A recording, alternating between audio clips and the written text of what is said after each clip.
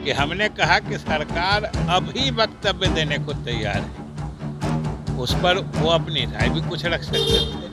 किसी संकट की घड़ी में भी सिर्फ अपनी राजनीतिक रोटी सेकना ही इनकी प्राथमिकता रहती है। उस सदन में अभी हमने कहा, वहाँ भी तैयार नहीं हुए और क्या क्या करने लगे, मेज उलटने लगे, कुर्सियां फेंकने लगे।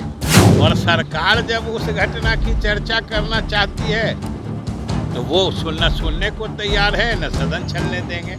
नमस्कार, मेरा नाम उत्कर्ष है। आप लाइव सीरीज देख रहे हैं। बिहार विधानमंडल का बजट सत्र चल रहा है, लेकिन विपक्ष यानी कि बीजेपी के द्वारा लगातार हंगामा किया जा रहा है, जिसके बाद सदन और परिषद दोनों को स्थगित कर दिया गया।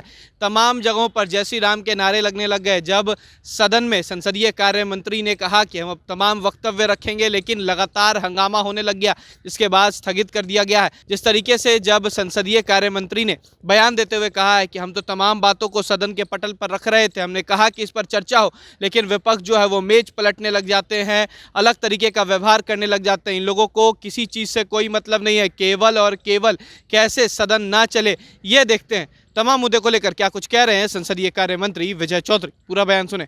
ये अपने आप में प्रमाणित करता है कि हमारे विपक्ष के माननीय सदस्यों को इस घटना से किसी प्रकार की संवेदनशीलता नहीं है। घटना पर सरकार, आपने सुना होगा कि हमने कहा कि सरकार अभी वक्तव्य देने को तैयार है। उस पर वो अपनी राय भी कुछ रख सकते थे, लेकिन वो तैयार नहीं हुए। सदन की कार्रवाई नहीं चलने देंगे इसीलिए कि इस पर चर्चा हो। और सरकार जब उस घटना की चर्चा करना चाहती है तो वो सुनने को तैयार है, न सदन चलने देंगे। ये तो अपने आप में प्रमाण है जो इनको किसी चीज़ से कोई लेना देना नहीं है, लेकिन किसी संकट की घड़ी में भी सिर्फ अपनी राजनीतिक रोटी सेकना ही इनकी प्राथमिकता रहती है। ये तो स्पष्ट है।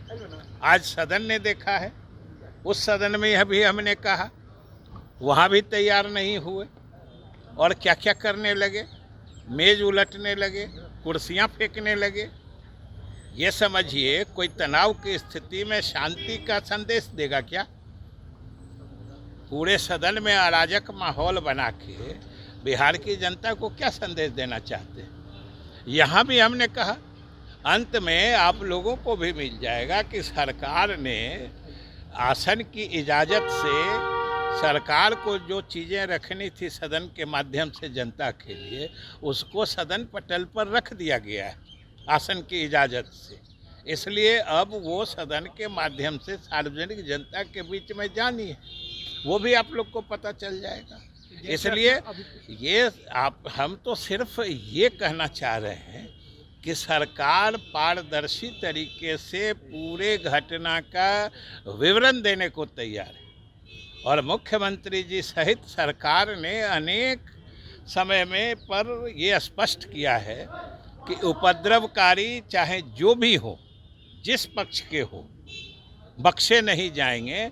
और हमने तो मीडिया से लेके लोगों से भी इसमें मदद मांगी है कि जिनको भी कोई पक्की सूचना हो, कोई पक्का मतलब सबूत हो, जो कोई आदमी इस गड़बड़ी फैलाने में शामिल रहा है, उसको दीजिए। सरकार निश्चित रूप से वैसे तत्वों के खिलाफ कार्रवाई करेगी और ऐसी कार्रवाई करेगी कि आगे भी कोई इस तरह की हरकत करने की हिमाकत न कर सके। ऐसी कार्रवाई सरकार करेगी। जानकारी तो मिली, इतने लोग पकड़ा रहे हैं और जानकारी तो आप देख रहे हैं। और सबसे दुखद पक्ष है, आप ही लोग विजुअल दिखाते हैं, आपने देखा होगा कि कैसे 15 से 20 साल से 25-30 साल के लोग रहते हैं। अब आप समझिए, इस नौजवान होती पीढ़ी के दिमाग में सांप्रदायिकता का जहर कौन घोल रहा है? मतलब हमारे आने वाली पीढ़ी प्रभावित हो रही है। तो इस तरह की साजिश ये जो है एक तरह से समाज के खिलाफ है, बिहार के भविष्य के साथ खिलवाड़ है। ऐसा नहीं होना चाहिए अपनी राजनीतिक रोटी सेकने के लिए।